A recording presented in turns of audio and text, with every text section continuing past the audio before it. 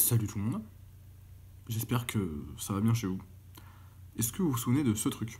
On vient d'enregistrer un podcast sur High School Musical et on a eu Alfie avec nous qui est hors champ. Est-ce que tu vas paraître? Franchement, pour si tu veux. C'était un podcast enregistré avec Alfie et Amazing Lucy. Il est en format audio et j'en ai tourné un autre en format vidéo avec Paprika, l'Icarium Rock. Toujours Amazing Lucy. Si vous avez 47 minutes pour écouter le podcast, c'est super. Si vous avez 47 minutes et 30 secondes, je sais, j'en demande beaucoup, pour écouter le podcast, puis mater une pub sur Utip histoire que j'ai un peu de sous, c'est mieux. J'aimerais bien avoir votre avis, peut-être. Genre, si ça vous plaît ou pas. Voilà. Super, sache que ça a commencé à tourner. Alors, Ouais, du coup, c'est sur ta chaîne, tu veux que ça ait quoi comme gueule? je sais pas. Bonjour, je suis dans une émission qui a pas encore de nom aujourd'hui, je suis avec Alfie. C'est quoi le but de ton podcast? Alors à la base, moi je voulais appeler ça le canap parce que on serait posé sur un canap, sauf que je suis tout seul posé sur le canap. J'avoue, moi je suis sur un petit tabouret en bois, et j'adore ce tabouret en plus. J'aime pas les tabourets où c'est rond, ça fait mal au cul je trouve. Là c'est des trucs carrés et vu que j'ai un gros cul. D'ailleurs, est-ce qu'on est d'accord que ce truc des lycées, à partir là on va commencer à parler de cinéma, est-ce qu'on est d'accord que ce truc des lycées américains où dès que ça sonne, tu peux ranger tes cours, c'est vraiment américain? Parce que est-ce que vous au lycée, votre prof elle disait c'est pas parce que ça a sonné que le cours est terminé hein. Et tu pouvais pas ranger tes cours, tu pouvais faire comme les américains? C'est pas genre horrible? C'est comme tu penses avoir les casiers où tu pouvais mettre des vêtements et toute ta vie à l'intérieur, alors que non, alors, tu mettais juste ton cours d'histoire géo de 3ème. Ça c'est quand t'avais des casiers parce que Moi, je mettais mes affaires de sport et tout parce que j'étais une grosse feignasse. Mais... Bon allez, je vous rejoins. Et je vais maintenant introduire le programme et notre invité. Bienvenue sur le canap. Ah, je suis invité, je suis même pas co-créateur quoi. Oh là là. Le mec il a passé 15 minutes à installer les micros et tout, il est juste invité quoi. C'est trop ça, c'est mon matos son, c'est mon câble. Bienvenue sur le canap. Putain, le canap c'était mieux avant, hein. C'est moi qui te le dis. T'as géchant Ali. Ouais, moi je suis sur un tabouret. Du coup, est-ce qu'on peut dire le canap et le tabouret? Le canap, fit le tabouret, fit Alfie. Canapé et tabouret, Oh, la le nouvelle pro- version ouais. de Big en Egg. C'est trop ça. Canapé et tabouret. C'est trop cool comme émission. Le canapé fit Allez. le tabouret. Canapé et tabouret, franchement c'est une... Canapé et tabouret. un bon Franchement, nom d'émission. on vient juste de trouver en live un meilleur nom pour ton émission que toi tu cherches depuis des mois. Je tiens Alors, juste je à cherche pas te le depuis des dire. mois, je l'avais tout de suite. Franchement, si on regarde maintenant sur ma couverture YouTube, il y a déjà indiqué le canap. Non mais pas canapé D'accord, et mais tabouret. pourquoi? Mais de toute façon, personne va sur ma chaîne. Bah si, moi j'y vais. Si, de quoi tu parles? Mais n'importe quoi, attends. Bah Oh. non, c'est lui des putains de chaussons dans les T'as une chaîne commentaires, YouTube? vous faites chier. Allez. Ouais, mais je sors des vidéos 2 fois par an. Ah oui, merde, j'ai. Ah, toi aussi oublié. t'es un influenceur de qualité? Au passage, dédicace à une amie à moi avec qui je vais au cinéma très régulièrement, qui s'appelle Lou, qui est très gentil, qui m'a fait un cactus. Wow. Et qui s'appelle Didier le cactus, pas mon ami. Mon ami s'appelle Lou. Dès que, très souvent, quand on se voit, elle fait un selfie avec moi parce qu'elle pense que je suis influenceur. Et elle me fait chier avec ça. Du coup, elle a des selfies de moi. Mais alors qu'on se voit depuis genre 4 ans, tu vois. Mais voilà, depuis que je fais des vidéos de YouTube, elle me fait bah non, t'es trop un influenceur. Et elle prend des selfies. C'est marrant. Mais vraiment, c'est vraiment la meuf. J'arrive, hey, salut! Elle fait salut! Et hop! Selfie! Et je m'y attends pas, tu vois. C'est vraiment. Donc je déteste ces selfies, c'est vraiment horrible. Bienvenue sur le canap. Cette semaine, on a avec nous Alfie et Amazing Lucy. Et on parle de films. Bon, de quoi on parle aujourd'hui, Ali? Aujourd'hui, on a décidé de parler de High School Musical. Le 2. Le 2, qui est le meilleur de la 2. saga. Le fleuron du cinéma américain. Le fer de lance. Clairement. Un chef-d'œuvre absolu de comédie musicale et de critique de la société. Bah, et de... Moi je pense que La La Land s'est inspiré d'High School High School Musical 2. Musical 2, Je bah ouais, pense, tu je vois. pense, ouais. La dualité entre Donc, High School le Musical basket 2. et les maths, C'est- clairement. C'est vraiment ça. Je pense que. Non, mais High School Musical, la trilogie ou juste le 2? Ah, juste le 2. Je veux bien parler de la trilogie parce qu'il y a Ouais. beaucoup d'éléments dans la trilogie que je trouve super importants. Mais déjà, le 2, c'est un bon début. Et évidemment, on va digresser Ah, sur. c'est ironiquement, en plus. Que le 2 soit un bon début. Donc, Waouh, j'étais pas prêt. Mais donc, on va aussi digresser sur d'autres trucs. digresser sur d'autres trucs. Parce que on n'a rien préparé. Ah putain, j'ai compris. Yes! Yes. Donc du High coup, School Musical.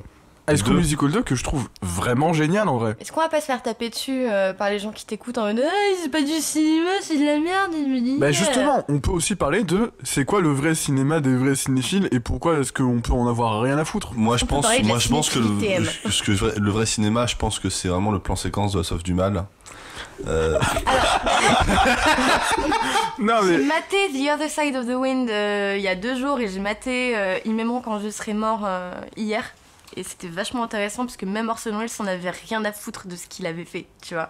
Du coup, c'est vraiment même les cinéphiles qui érigent en monument le plan séquence de La Soif du Mal. Bah surtout parce que Orson Welles, il a eu la director's cut sur Citizen Kane, qui a été le seul film où il avait les director's cut. Donc quand ces films sortaient, bah, c'était son premier film en même temps. C'était son premier film, mais non, mais c'était même assez parce qu'en fait Orson Welles, il a été connu parce qu'à la base il faisait de la radio, tu sais, et en fait il a fait La Guerre des Mondes. Oui, bah oui, c'était avant du coup qu'il faisait. Et qui est d'ailleurs un truc de malade parce qu'il a adapté La Guerre des Mondes en radio. Je sais pas si vous avez écouté ce truc là. Bah si, bah, c'est la fameuse fois où tout le monde a vraiment cru que c'était un truc qui se passait et que du coup le premier film on a dit mec, vas-y, fais ce que tu veux, et c'est après son premier film La Splendeur des Amberson où les producteurs ont dit mec, tu pars un peu en couille, et ils ont toujours coupé tous ces films. Donc le mec devait à chaque fois genre tourner en cachette, et même après les productions reprenaient contrôle dessus. Donc je pense que c'est normal que lui-même s'en battait les couilles. C'est pas comme un Kubrick où lui il avait la director's cut et donc lui il prenait ses films haut en estime. Quand ton film on l'a charcuté, on en a fait pas ce que tu voulais, ouais, c'est forcément c'est pas hyper cool quoi. Ouais. Mais sinon pour High School Musical, moi je trouve il y a un plan séquence. Il y a pas de plan séquence de High School Musical 2 en plus, c'est con. Non, il y a pas de plan séquence. C'est vrai. Ils mettent beaucoup de paniers de basket. D'ailleurs, il y a vraiment un truc dans High School Musical 1, moi, qui m'avait marqué. C'est qu'à un moment, Zac Efron, il prend un ballon de basket et il le prend comme ça et il le jette d'une main. Et il le réussit, parce que c'est Troy Bolton, on va pas se déconner. Mais, et donc, moi, toute ma vie, dès que j'ai un ballon de basket, j'essaie de refaire ce truc, genre. Et j'y suis arrivé 2 fois sur 456 expériences. Bravo. Voilà. C'est vraiment toute ma jeunesse. C'est un très faible taux de réussite. Ouais, c'est une belle anecdote, exactement. Donc High School Musical, continue Ali, on t'a coupé encore une fois. Ah mais franchement, Lucie, vraiment tu fais chier. Magali, tu fais chier. C'est ton émission, c'est toi qui gères. Non mais moi si j'ai des invités c'est pour pouvoir parler avec eux et en toute simplicité de tout ça.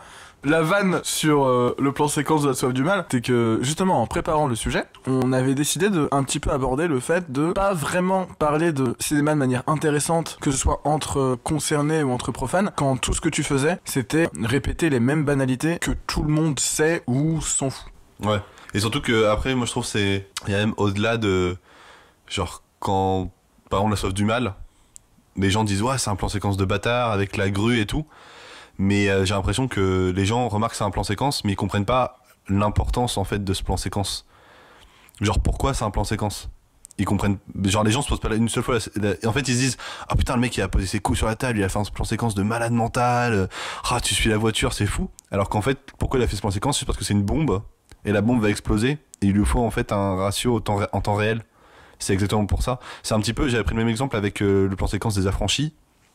Donc quand le mec passe par la cuisine, etc., les gens disent ouais ce plan séquence il est fou, steadicam et tout, ils utilisent des grands mots alors tu sais quand les gens quand ils disent ah ouais ça a été fait au steadicam, ouais comme beaucoup de plans en fait qui sont faits au steadicam, ça n'a rien de tu vois genre Les Fils de l'Homme c'est fait à l'épaule, personne dit ouais c'est fait à l'épaule, ouais genre plus tu vois c'est comme j'étais au cinéma, c'est ouf, c'est un plan fixe, ouais non mais c'est trop ça, c'est comme par exemple j'étais à la colo Panic Cross Chroma et ils disaient alors là on vous prépare une projection en DCP. Ben si vous savez ce que c'est un DCP, c'est un disque dur en fait où il y a le film et c'est le truc basique en fait. Donc j'adore comment tu prends un terme technique et tu prends quelques personnes qui savent pas ce que c'est, ils font waouh en DCP, waouh putain ça vaut le coup. Ben non, tous tes films en fait sont diffusés en DCP. À titre perso j'aime bien avoir la distinction DCP Péloche parce que il leur arrive de faire la diffusion Péloche.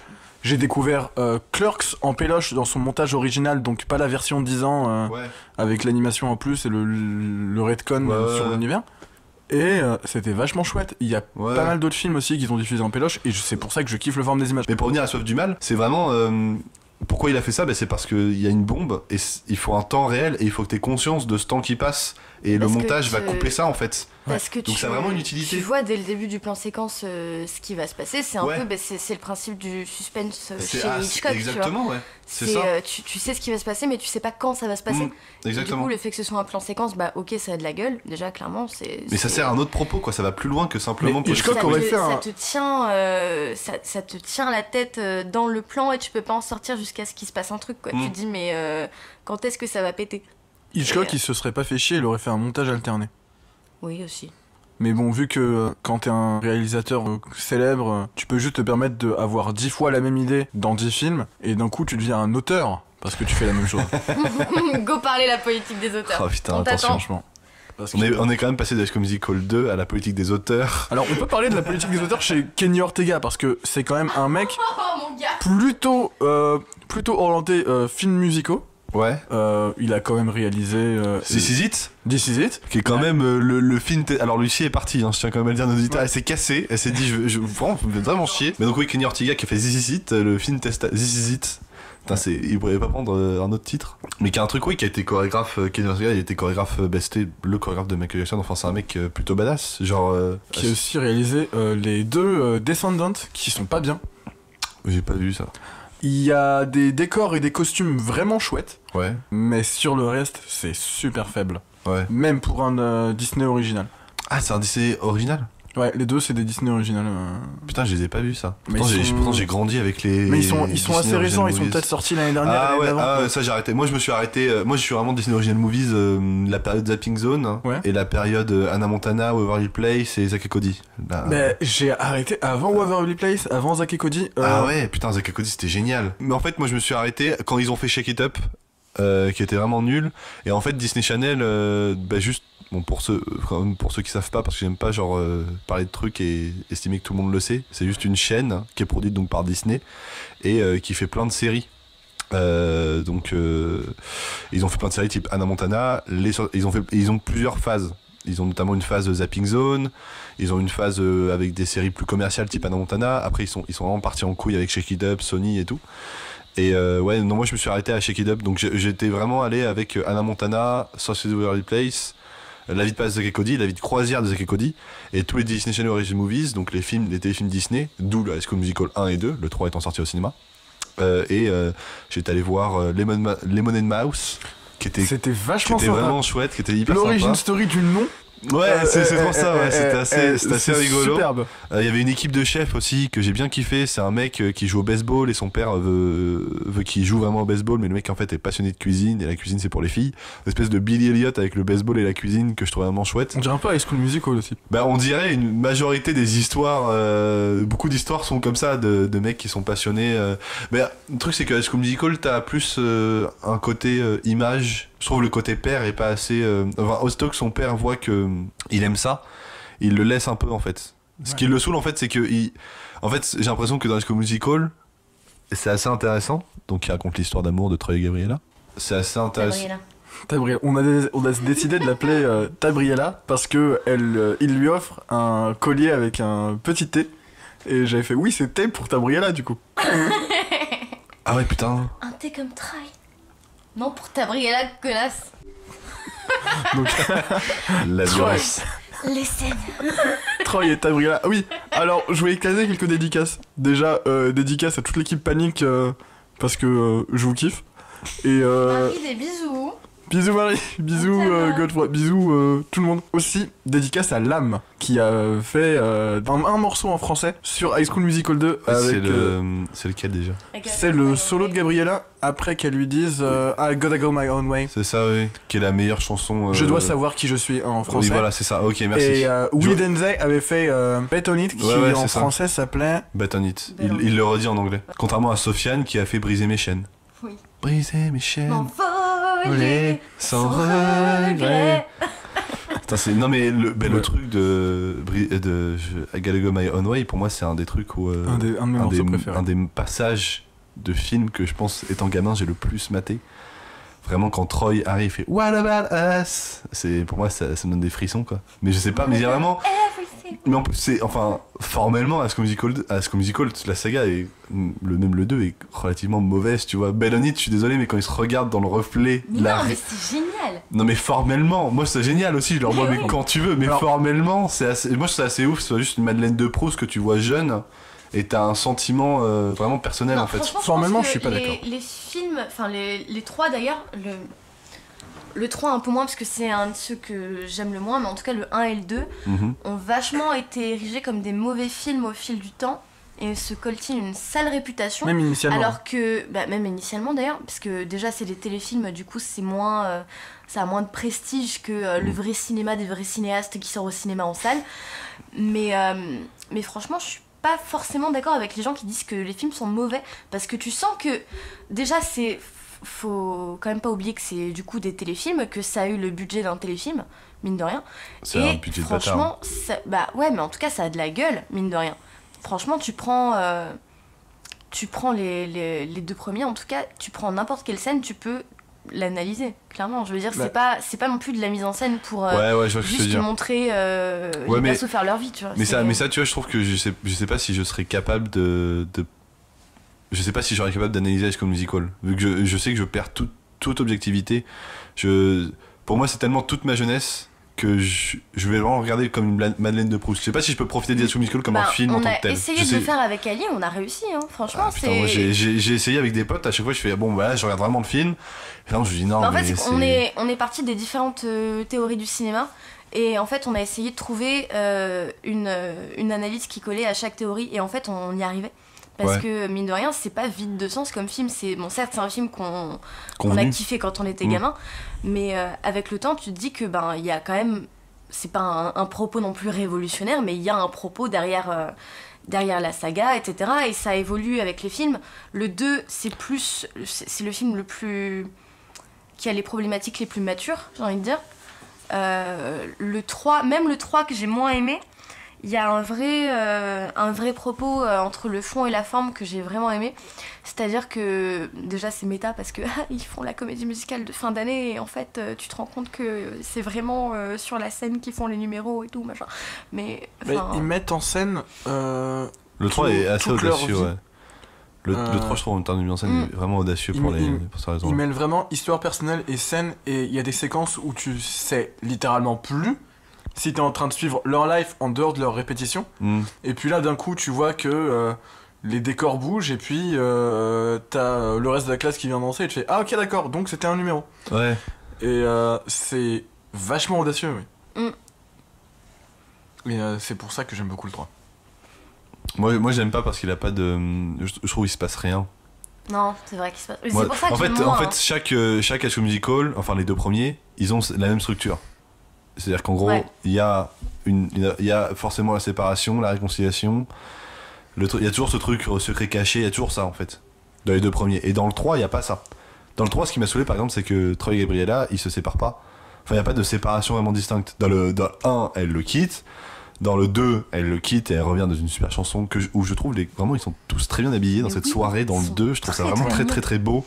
Vraiment j'adore comment ça fait vraiment c'est vraiment comme ça en plus, donc c'est assez réaliste.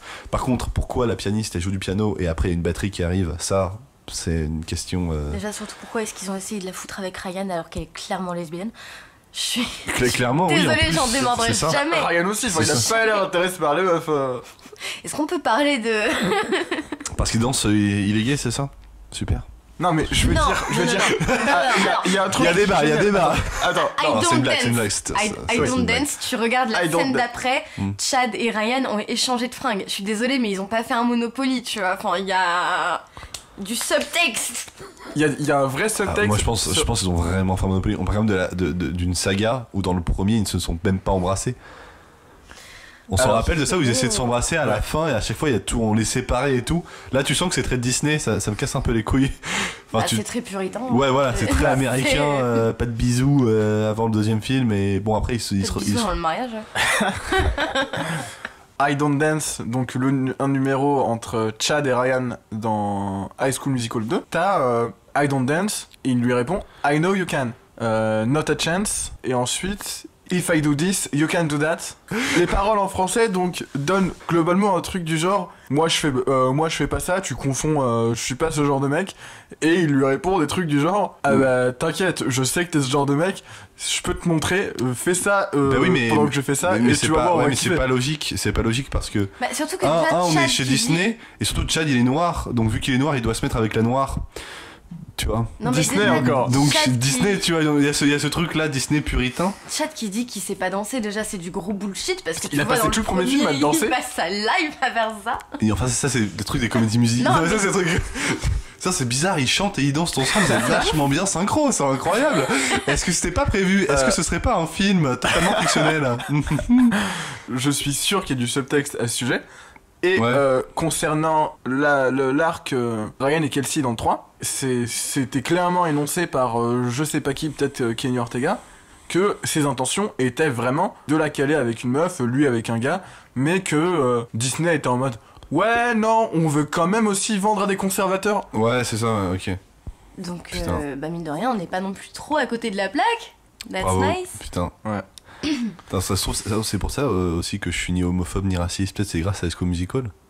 Oh, franchement. Peut-être qu'au final, est-ce que tu connais une personne qui a vu High School Musical et qui est homophobe? Oh, plein. Ok, mauvais exemple. Waouh. C'est vrai? Les gens à qui je parle plus. Hein. Bah heureusement, je préfère, ouais. Putain, t'as niqué toute ma théorie, ça fait chier. Merde. Je pense avoir une belle théorie, non. merde. I've got a theory. Mais je sais plus ce que je voulais dire. Je sais pas, C'est malin. revenir. Bon, C'est pas grave, est-ce qu'on revient sur le tabouret et le canapé ou pas? Moi, je m'en fous, je vais te faire une bannière de chaîne, ça va être canapé et tabouret. Hein. Franchement. Ça suffit. Franchement. Putain, la meuf elle s'en bat les couilles, elle met pas le nom du podcast. T'as vraiment le nom de la chaîne, et t'as vraiment la graphiste qui a fait non mais je m'en fous, ta bannière ce ne sera pas ça, c'est moi qui décide, Canapé tais-toi. et tabouret. Canapé et tabouret. Ah, mais on n'est pas là pour faire des reviews de meubles. Dans le prochain parle de épisode, film. canapé, tabouret et chaise de bureau. À la fin on va être 47 mec, t'as même pas l'idée, nous. Ça va À chaque être fois un un meuble catalogue, différent, meuble c'est Lardou. canapé, fauteuil, tabouret, meuble, tu vois. Non, c'est Armoire à glace. c'est génial. High School Musical 2 est beaucoup plus ambitieux que le premier, car tu vois totalement dans ses idées de mise en scène qui tentent des trucs que le 1 essayait pas, parce que le 1 est quand même assez formaté, et il y a des idées. Le 1, c'était un tir d'essai, un peu. Parce que du coup, il fallait voir si ça allait marcher, ce que ça allait rapporter, etc. Du coup, ben, c'est un peu... tu marches sur des œufs, en général, quand c'est comme ça, surtout avec Disney. Et c'était...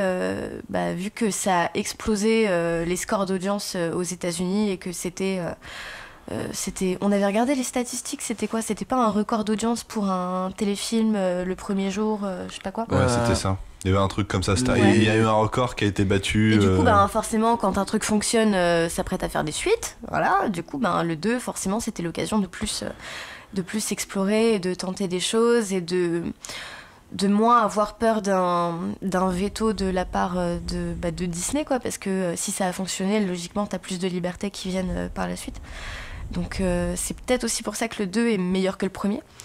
Et même dans les thèmes qui sont abordés, j'ai l'impression que, je le disais tout à l'heure, c'est un film qui aborde des thématiques plus matures que le premier, parce que le premier, ça parle de s'accepter les uns les autres, être soi-même, machin.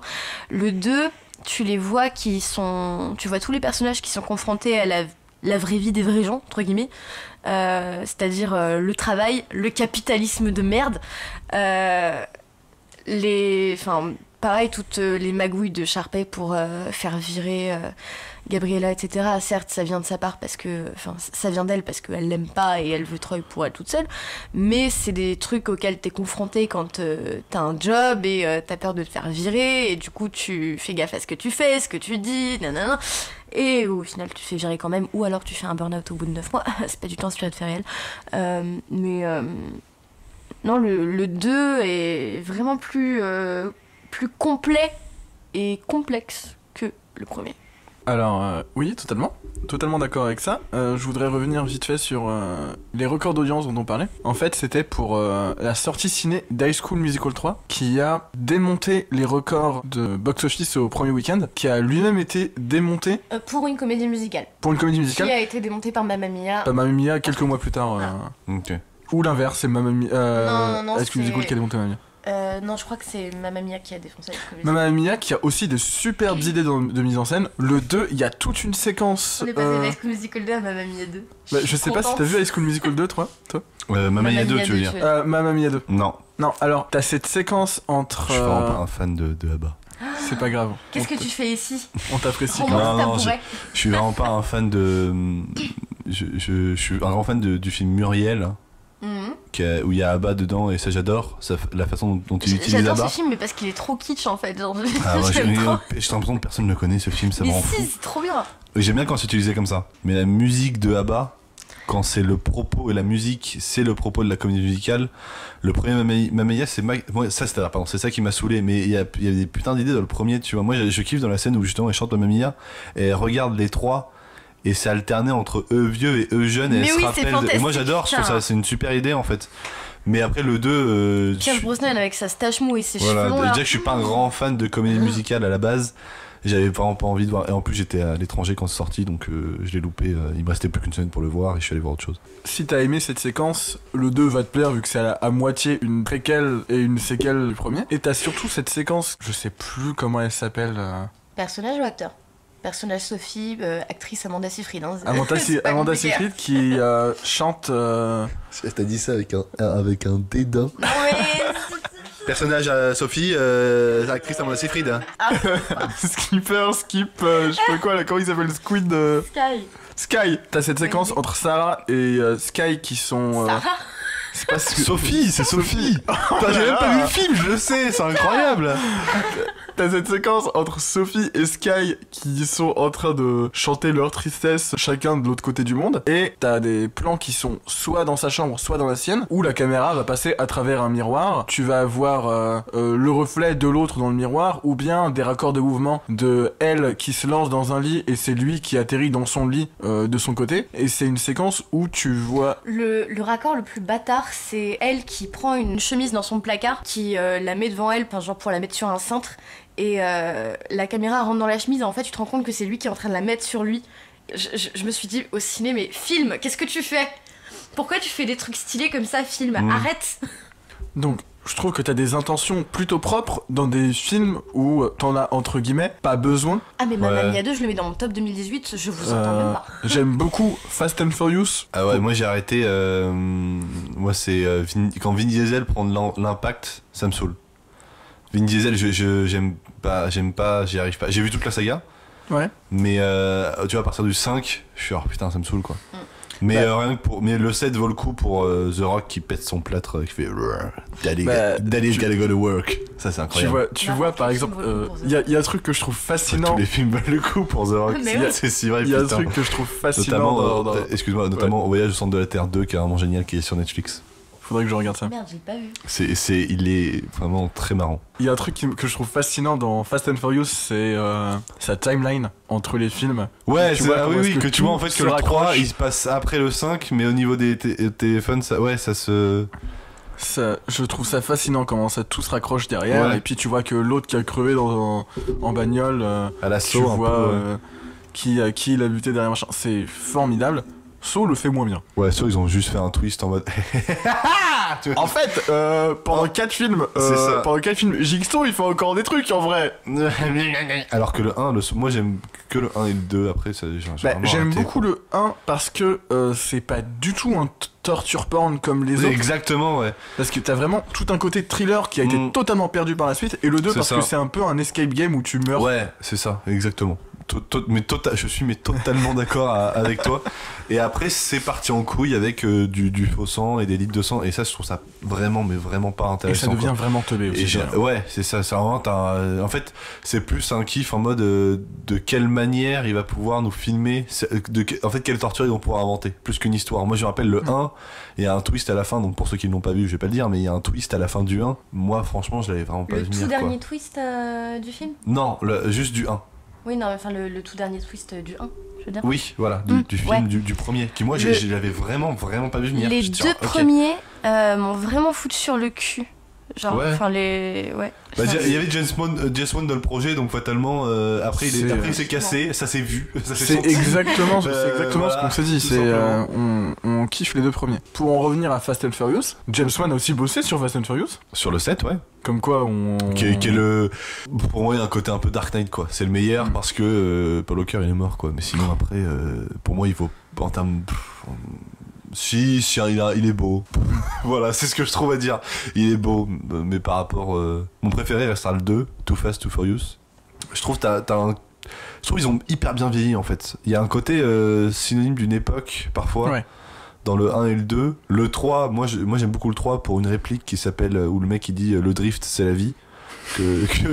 Fast and Furious 3 Tokyo Drift avec cette montagne où il doit drifter, c'est vraiment ça, je trouve l'idée est juste folle. Bah, pour moi, le meilleur drift de l'histoire du cinéma du début des années 2000, ça reste le drift au tout début de. Ready Player One dans la course. Non. Non. J'ai dit début années 2000. Ça se voit pas vu que c'est un podcast, mais je suis en train de lui jeter un regard noir, mais genre noir. Je vais tuer toute sa famille, du coup, genre non. C'est le drift entre Ethan Hunt et Naya en bagnole côte à côte sur la falaise au début de Mission Impossible 2. En même temps, John Woo. Ah bah oui. John Woo. C'est Mais formidable. oui, c'est incroyable. C'est formidable. Bah oui, mais John Woo, c'est ça, Mission Impossible 2, entre les Le colombes. 2, c'est un de mes préférés. Les pneus mais genre, qui changent, enfin le 2 est C'est- juste incroyable. C'est je incroyable. l'aime tellement Mais au premier degré, Mais, c'est mais ouf. Mission Impossible, pour moi, c'est juste une putain de saga. Hein. Même le dernier Fallout était vraiment. J'ai toujours pas vu le dernier. Il est vraiment chouette. Mais en fait, quand tu sais qu'en plus ils font leur cascade eux-mêmes et quand tu vois les b-rolls sur YouTube, ils font des trucs de bâtards. C'est Ouais. assez fou. Et Mission Impossible, c'est vraiment une très bonne saga d'action. Moi, je pense que Mission Impossible, c'est ce qui a d'ailleurs inspiré tous les films, tous les blockbusters actuels en fait. Quand tu prends la recette Mission Impossible, un truc qui se prend pas trop au sérieux, avec un peu d'humour, 3-4 scènes d'action, et Marvel est fondé sur ça, tu vois. Je pense en fait, faut voir les films les plus médiocres de Marvel, type Ant-Man 2, etc., pour se rendre compte que c'est vraiment une recette. Tu Ouais. vois ce que je veux Ouais, dire? Quand tu prends Ant-Man, hein, tu te rends compte que c'est juste Iron Man en fait. Donc Ouais. c'est pas le meilleur des Marvel, il est vraiment médiocre et tu te rends compte en fait que c'est une recette et c'est une recette que Mission Impossible faisait déjà à l'époque. Et John Woo entre les colombes et les pneus, putain, il est incroyable ce film. Mais je trouve ça relou que le Mission Impossible le moins apprécié soit le 2, alors que c'est vraiment celui qui a posé les bases de ce qu'était une formule Mission Impossible dans le reste de la saga. Parce que le premier à côté, il a un peu rien à voir. Ouais, c'est ça, ouais. Bah, Et, c'est ce que Tom Cruise voulait faire à la base, il voulait Ouais. qu'il y ait vraiment une patte différente, que la franchise à la base, il voulait que chaque film soit fait par un réal différent et qu'il n'y ait vraiment pas de recette. Ouais. Ça soit à chaque fois différent. Et je trouve que John Woo a vraiment apporté sa patte et que c'est resté quoi. Parce que je trouve que Brad Bird dans le C'est 3, ça qui est resté. il y a peu de. Non, Brad Bird, c'est pas le 3. Le 3, c'est J.J. Abrams. c'est- le Et, 3, Pardon, excuse, ouais, et c'est chiant parce que C'est le pire en plus. Philip Seymour Hoffman, c'est peut-être un des méchants les plus intéressants de la franchise. Qui est le plus mal exploité dans. Et Ouais, le c'est. film, D'accord. il se passe. Elle est où la patte de rien. lapin? J'adore quand il dit ça. Ça m'a marqué à Sur la la- vie ça. Où est la patte de lapin?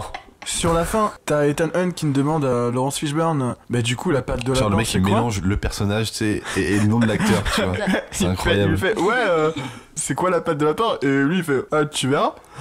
Et genre littéralement. C'est Et là, si et là, vrai, t'as putain. le générique qui défile. Ouais c'est si vrai Et, je putain. fais- et c'est chaud. Parce que à ce moment-là, je Et m'attendais c'est vraiment. là et moi c'est là où j'ai appris que c'était un MacGuffin. Mais oui, c'est avant 11h au Domac en vrai. Non mais c'est pour moi c'est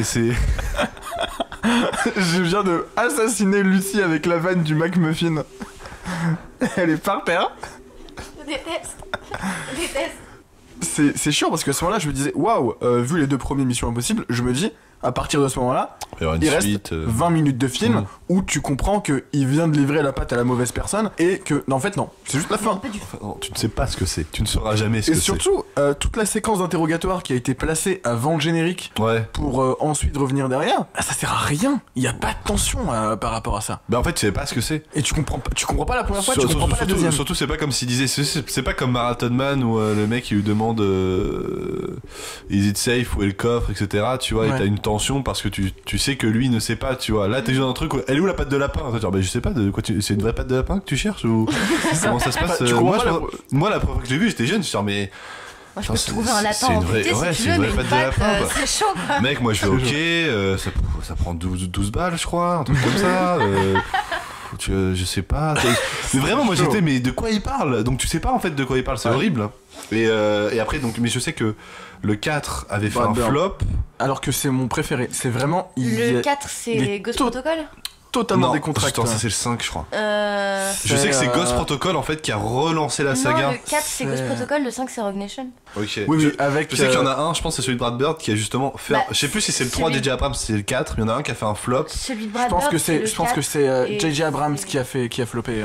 T'es sûr? Parce qu'à partir du 4, 4, que- 5, 6, ils ont commencé à appliquer la fameuse recette. Ouais. Du coup, ça a mieux fonctionné. C'est là C'est ça, ouais. que c'est Parce vraiment que ça reparti. m'étonnerait que DJ Abrams n'ait pas fonctionné. Parce que le truc, c'est que le 2, il a vraiment fonctionné. Bah, c'était son premier film aussi à J.J. Abrams. Mission Il Impossible 3. a vraiment Ouais, fait ouais. le Yes Man dessus. Hein. C'est du- clairement, C'est son premier film. C'est du il en taf a de pas fait Yes avant. Man. Ouais. Ah ouais? Ouais. C'est vrai que t'as pas les flares, t'as pas le Ouais, numéro c'est- 52, Non, mais il t'as est pas plat. le prénom de sa Le hante. 3, il est plat. Alors que John Woo, Punchline, tu vois, il trouve le bon équilibre, tu vois. Il met des scènes d'action avec des colombes. Tu vois, il y a un feu, mais il y a une colombe. Why Ok. the fuck not? Non mais j'adore comment tout. C'était vraiment beau les films de Wes Anderson. Ouais. Je suis pas. Mais oui. Moi ce qui est bien c'est que les gens adorent The Grand Budapest Hotel. Moi mon préféré c'est Moonrise Kingdom que vraiment Oui, je kiffe. pareil. Après c'est juste en dessous c'est Darjeeling Limited. pour le début et le caméo de Bill Murray qui est juste fou. Ouais. Et mais The Grand Budapest Hotel, j'étais vraiment assez déçu en fait. Il y avait des gimmicks, j'ai l'impression qu'il essayait d'imiter Gondry. Tu sais, il y a une course poursuite de la neige à un moment. Ah, je vois, C'est ouais. pas Ok. j'ai l'impression qu'il imite Gondry Ouais, et ouais. c'est con en fait. Je trouve ça dommage. Un mec Dédicace qui a- à Michel Gondry qui nous écoute certainement. Michel, tu sais que j'ai croisé Michel, Michel on Gondry t'aime. parce que j'ai bossé chez Partisan, Mais la boîte pardon de production Mais, qui a. Mais pardon. c'est qui a- Excuse-toi, baisse les yeux, s'il te plaît. J'aime Fais beaucoup tourner. ce mec, franchement. qui Michel a- Gondry, voilà. Et j'ai rencontré Michel Gondry. Enfin, j'ai vu Michel Gondry. Je lui ai fait salut. Il m'a dit salut. Et après, il est parti aux toilettes. J'ai vu plein de fois Michel Gondry. J'ai aussi vu Grégoire Ludig, mais Joséphine Demeaux, celle qui écrit connard dans Nos jours heureux. Mais j'ai eu Ouais. plein de personnes que je connais. J'ai vu Quentin Dupieux qui m'a dit salut. J'ai vu juste à la pince. C'était très très sympa. Tu as répondu salut. Ouais, il m'a dit hey. Nous, on a On a vu, bu un verre d'eau et après ils s'en est battu les couilles de moi. on c'est a assez vu fou. Alain Chabat après un tournage d'épisode de Burger Quiz. On lui a Ouais. fait dire Kubrick, mais Et oui. on lui a fait dire Kubrick mes couilles. Et il a fait oh, c'est marrant, je dirais ça à Quentin. Voilà, il lui a sûrement pas dit, hein, je pense que. Putain. Et Clairement. c'est génial parce que, genre, 2 mois après, on va voir au poste Ouais. et on voit crédité en cri de douleur Alain Alors, Chabat Hmm. qui avait fait des cris de douleur avec son Kubrick mes couilles Ouais. dans. C'est la réalité, Dans qui réalité. est un de ses meilleurs jeux avec Ouais. Robert, je trouve. Oui. Et moi, au poste, ça J'aime m'a- beaucoup le non-film aussi. Oui, qui est un peu passé à la trappe parce que c'est le premier, c'est vraiment pas Il est bizarre, sur mais qui est Vimeo, pas mal. allez le Ouais. voir. Et sur YouTube maintenant. Mm. Ah, bon. Ouais, il est sur Il a YouTube. lancé ouais. sur YouTube il y a quelques mois. Mais non, mais, compression mais le Vimeo truc, est ce qui m'a un peu saoulé avec Au Poste tout récemment là, c'est que j'ai vu dans le cas d'une séance Panic Cross Chroma, Laquelle dédicace à Panic Cross Chroma, que On va faire ça toutes les 10 minutes. c'est trop Bisous ça. Marie. Bisous, Moi Marie. j'adore, c'est que le Michel Gondry est quand même venu de nulle part, tu vois, genre. Laisse à Michel Gondry si tu nous écoutes. Dédicace à ma maman. C'était trop ça. Non, et je suis allé voir La un meuf buffet- qui m'a buffet offert froid. des pizzas Euh, sur Ah, mais ouais. c'était la dernière du coup. Ouais, c'était la toute dernière buffet froid de Bertrand Blier, réal que j'aime vraiment beaucoup. Et tu te rends compte que Dupieux n'a vraiment pas inventé grand chose quoi. L'absurde, je sais pas si vous avez vu buffet froid. Non. C'est d'un absurde à la Beckett, tu vois, en attendant Godot. C'est Ouais, vraiment ouais. absurde. C'est type bonjour, je suis inspecteur police. Ah bonjour, j'ai tué ma femme. Ah enchanté. Vous voulez voir. Tu vois, c'est vraiment Ok. des dialogues qui n'ont pas de sens et Dédicace à Samuel Beckett. dédicace à si nous entend. Et ça m'a un petit peu saoulé parce que j'ai vu Au Poste et c'est vraiment calqué sur Buffet Froid en fait, dans cette ambiance hyper grise, hyper morose. Et j'ai l'impression que Quentin Dupieux, même s'il il a assumé ce choix-là, j'ai l'impression que là ça faisait pas juste. C'est pas comme un La La Land où tu sens Jacques Demy. Bonjour Lucie. On va parler de La La Land si tu veux. On va parler de La La Land si tu veux. J'ai un fou rire. Oui, mais est-ce que dans Buffet Froid, t'as Orelsan qui joue à la Game Boy? J'avoue, non, t'as pas ça. Ah, bah du coup. Non, mais par contre, désolée, au poste, t'as. C'est pour ça. Par contre, t'as. Tu mets Orelsan dans un film, c'est. T'as Michel Serrault au début, quoi. Qui se fait tuer. Ah bah merci pour le spoil.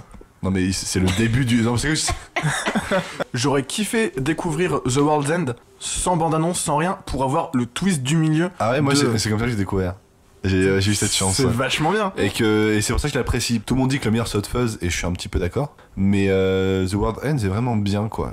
Plus je le vois, plus je l'aime bien. Alors que Shaun of the Dead, plus je le vois, plus je me dis, on sent que c'est un premier film, on sent que c'est le début. Même si ça reste moi, c'est ouf, un tu peu un vois. film doudou, tu vois. C'est. Ouais, voilà, c'est ça. voilà. Mais en fait, pour moi, c'est un petit peu comme Pulp Fiction et Reservoir Dogs. Ouais. Genre, Pulp Fiction, c'est un truc que j'ai vu à 9 ans. Ma mère me l'a montré quand j'avais 9 ans. Donc, quand t'as 9 ans et que tu vois Pulp Fiction, ça te fout un peu sur le cul. Et j'ai adoré ce film. Non, ma Pulp Fiction, j'ai vraiment dû aller le chercher. Enfin, Moi j'ai voilà. préféré Kill Bill de toute façon. Oui, Non, mais J'avoue. toi, non, qui préfère Kill Bill? nous deux. Vous Ok. préférez Kill Bill? Ouais, Putain. Kill Bill. Désolée. Putain, même Jackie Brown est meilleur que Kill Bill, moi je l'ai dit. Ah, c'est ça. Ah Jack, je suis trop con pour Jackie Allez, Brown. c'est C'est bon. ça ce que tu dis. Ah, Je Jackie suis Brown est beaucoup trop mille fois con mieux pour, que pour Kill Bill. apprécier Ah, je Jackie suis Brown, désolé. je crois. hein. Ce n'est pas Boulevard de la Mort le pire pour moi, c'est Glorious Bastard qui est d'une chiantise. Il y a Christophe Waltz qui est vraiment bien. Je suis content que ce film existe juste pour la mise en avant de Christophe Waltz qui Ouais, avant ça c'est ça. faisait juste des C'est rôles film sur des, autrichien, sur ouais, des c'est séries ça. autrichiennes quoi. Et après, il a fait Big Eyes de Tim Burton, Qui est vachement était bien, pas mal. Ouais, d'ailleurs. c'est pas un vrai film de Tim Burton, tu sens pas trop la patte, mais. Si, quand même. Ah, moi, C'est quoi, à part ça les yeux. C'est quoi Enfin. sa patte Tim Burton depuis 2006 Depuis Alice au Pays des Oh, ça Merveilles. tient à balles réelles. Depuis Charlie et la chocolaterie. Bah, sa s'il te patte, plaît. pour moi, c'est un petit peu comme. Pour moi, Tim Burton. Non, les sa thèmes de patte, sa filmo, c'est les c'est- personnages qui sont un peu des outcasts et qui, du coup, essayent de trouver comment s'intégrer Dédicace à la à société. Outcast. Dédicace. Au groupe Outcast qui a fait le Dédicace à morceau Tim Burton. Hey ya, tu sais. Trois À la base ou- on était censé te parler de High School Musical. Écoute, Mais on a dit t'as dit que le concept c'est qu'on partait en couille, on est en train de partir en couille et en plus on part en couille en parlant de cinéma. Moi, je place une dédicace à Renaud qui a téléchargé la version 1 de l'étalonnage que je lui ai fait. Voilà. Merci Oh, Renaud, bah, si, oui. si tu nous écoutes. Bah, dédicace à mon Utip si tu nous entends. Dédicace à ma nièce, Romy, et mon neveu Léon. Dédicace à Agnès et Romy. J'espère que vous êtes sages. Non, dédicace à ma nièce, Romy, et à mon neveu Léon. J'ai dit quoi? Dédicace à Agnès et Romy. C'est pas vrai. Syndicat, attention. Dédicace à Romy et à Léon. Putain, Je c'est parlais pas le- de ces films qui, a priori, vu leur public, avaient pas besoin de mettre tant d'efforts dans tel ou tel côté de leur mise en scène, parce que, bon, Fast and Furious, tu mets des flingues, tu mets des meufs, tu mets des bagnoles, t'as ton public qui vient. Du coup, est-ce que tu dois vraiment t'emmerder à faire un plan séquence Ouais. qui remonte toutes les bagnoles une par une, tous les cockpits des bagnoles une Oui. par une pour arriver jusqu'à la première? Oui. Est-ce que dans Mamma Mia 2, t'as besoin de faire Oui. des raccords aussi stylés, machin? Oui. Est-ce que dans High School Musical 2, parce que, ok, on parlait de budget d'High School Musical 2, c'est un budget d'un téléfilm Disney.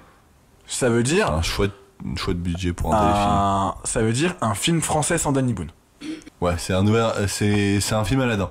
C'est pas mal. Et ça se permet des trucs, quand même, qui seraient plus faciles avec plus de thunes. Et je comprends qu'il y ait un petit peu cette déception sur High School Musical 3, vu ses moyens, après le potentiel du 2 et comment est-ce qu'il a été exploité. Parce que il y a tellement de drama dans High School Musical 2, il y a tellement d'intensité dans tout ce qui se passe. J'en parle avec passion, je m'en bats les steaks. Oui, alors on est beaucoup moins dans le concret, dans le direct, dans son propos, vu que beaucoup de trucs étaient dits plus directement dans le 2.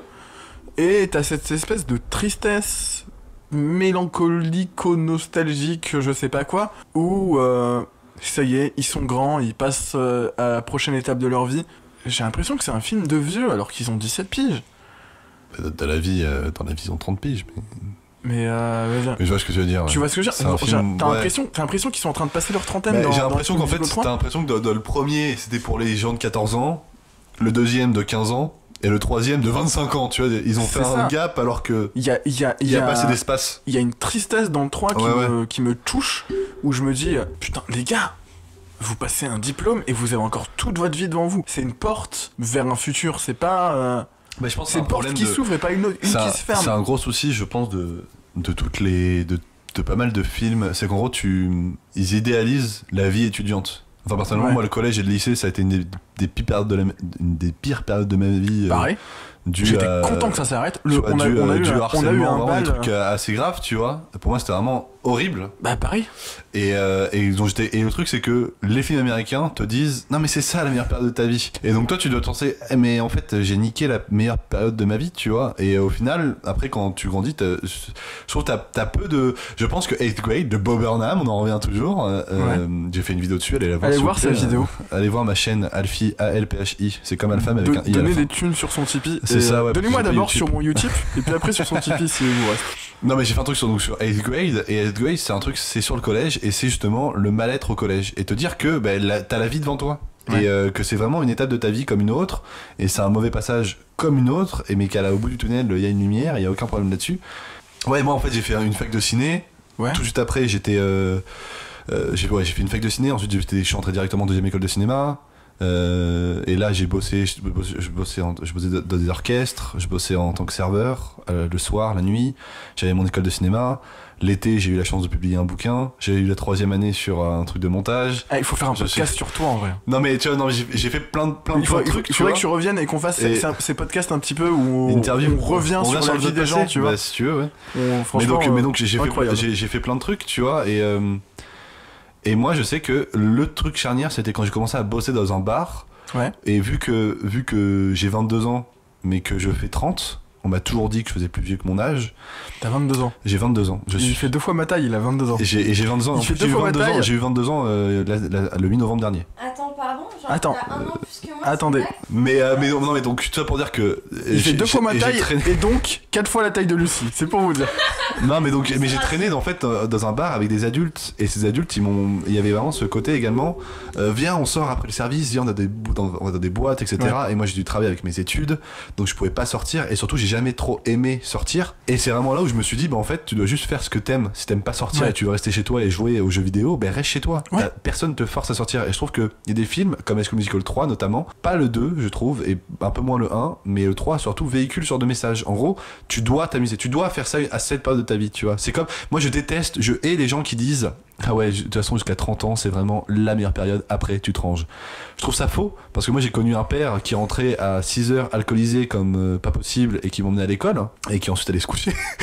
Donc ça déjà j'ai tu vois, non mais non, mais pas du tout, c'est juste qu'il aimait faire la fête, mais il avait 40 ans et il aime toujours faire la fête, et il va avoir 55 ans, tu vois. Donc et moi ça m'énerve le fait qu'on te pose type bon bah alors de 15 ans de 11 ans à 18 ans tu prends vraiment ton pied, de 18 ans à 25 ans bon ben là tu t'éclates dans les soirées étudiantes, de 25 ans à 30 ans tu trouves quelqu'un parce qu'il faut quand même que tu trouves quelqu'un, hein, déconne pas, de 30 ans à 40 ans tu essaies d'avoir des enfants, surtout hein, si t'es une femme c'est beaucoup mieux, de 40 ans et c'est chiant, c'est vraiment chiant. Si t'as envie d'avoir des enfants à 23 ans et des enfants à 23 ans, si t'as envie de pas avoir d'enfants, n'aie pas d'enfants. Vraiment ça me saoule, parce qu'il y a plein de films qui véhiculent ça, et je trouve que le seul film, enfin un des films vraiment marquants récemment, c'est 8th Grade, qui montre ça avec une justesse folle. C'est qui montre que la vie devant en fait tu fais ce que tu veux, vraiment tant que t'es toi-même, tant que t'es heureux ou heureuse, bah tu fais vraiment ce que tu veux de ta vie. Vraiment fonce, mais vraiment moi je trouve ça hyper chiant. Je pense que c'est pour ça que j'aime pas le 3. Je pense que c'est parce que ça idolâtre et ça donne une nostalgie à une époque que j'ai pas envie dont j'ai pas envie de me rappeler en fait. Tu vois, je pense que c'est pour ça. Ça a été fait par des gens qui sont éclatés au lycée. Tu vois, moi je pense que c'est pour ça que j'aime beaucoup le 2, parce que au final ça se passe pas au lycée, ça se passe ailleurs, et ça se passe dans l'environnement du travail. Et moi je sais que j'ai commencé à travailler à 11 ans dans les restos de mon père le dimanche matin et tout. Il y avait un truc très concret moi qui m'a vraiment touché, parce que toute ma vie on m'a dit vraiment il faut que tu travailles, l'argent il faut que tu le mérites, c'est pas un truc qui descend du ciel comme ça, il faut que tu sois content de travailler, le travail ça doit être quelque chose que t'aimes faire, si tu prends pas de plaisir, trouve autre chose, trouve quelque chose que tu puisses faire en y prenant du plaisir, tu vois. Genre même si je te parle de mes conférences d'hémorroïdes que je dois monter, ça reste du montage, ça reste une chance incroyable d'être monteur. Tu vois, c'est juste ouf. Moi, je suis hyper content de pas avoir de time pour moi, parce que c'est-à-dire que je travaille, et si je travaille, c'est-à-dire que je bosse bien. Si je bosse bien, c'est-à-dire qu'on va me rappeler. Tu vois, donc moi je préfère vraiment le voir comme ça. Et je trouve que High School Musical 2 donne par contre une très bonne morale là-dessus. C'est-à-dire qu'en gros, tu dois travailler, et la chanson Work This Out en parle très bien. C'est-à-dire que tu dois trouver une manière de t'amuser dans ce que tu fais, même si ça te plaît pas, et de toujours te donner à fond. Je pense, moi je le vois comme ça, mais c'est un peu parti dans le truc philosophique, donc désolé, mais c'est voilà. Vachement pour ça que je voulais aussi parler d'High School Musical 2 et que parler d'High School Musical 2 avec quelqu'un qui apprécie ce film. Moi voilà, je te racontais pour l'anecdote, High School Musical 2 c'est vraiment parce que je suis né avec Disney Channel et j'ai grandi avec Disney Channel. Il y en a c'est la trilogie du samedi soir sur M6, moi c'est Disney Channel, chacun sa culture. Et High School Musical en fait même tous les films Disney ils mettaient des petites anecdotes de tournage, pendant le film ils mettaient des making of, et j'ai découvert le cinéma avec ça. Donc vraiment c'est grâce à High School Musical que je suis tombé amoureux par exemple de Orson Welles, qui est un réal que j'aime beaucoup en fait. Mais j'aime pas Orson Welles parce que tout le monde doit l'aimer, mais j'aime vraiment beaucoup son cinéma, mais vraiment j'aime vraiment bien ce qu'il fait. Faudrait qu'on reparle du plan séquence de La Soif du Mal, comme ça, boucler le bouquet, ça marche. Mais alors La Soif du Mal c'est vraiment un putain de film. Merci d'avoir été parmi nous pour ce premier numéro du Canapé. Merci à Alfie d'avoir été parmi nous. J'allais dire donner des sous sur son Tipeee, mais en fait il fait c'est vraiment chier. un connard. Glissez sur mon Utip si vous voulez. Restez vivants. C'est hyper important. Prenez soin de vous. Merci mais vraiment, d'avoir, prenez soin de vous et restez vivants. Et surtout, n'oubliez pas les paroles. Dédicace à Nagui que j'ai rencontré quand j'étais en fac de ciné. Dédicace à Jérôme Niel qui a écrasé un moustique sur ma cuisse. J'ai interviewé Jérôme Niel et à un moment j'ai interviewé et j'étais comme ça, j'ai fait oui donc voilà. Je l'ai eu. Voilà, dédicace salut Jérôme. Tomska qui m'a fait un câlin pendant une crise de panique avant que j'aille pisser. Dédicace à Ken Kojandi qui m'a réveillée pendant une nuit originale parce que je dormais sur le canapé. Voilà. Ça c'est la scène post-générique du podcast. Bref, cassez-vous les gens, vraiment trouvez-vous un travail. Arrêtez d'écouter des podcasts.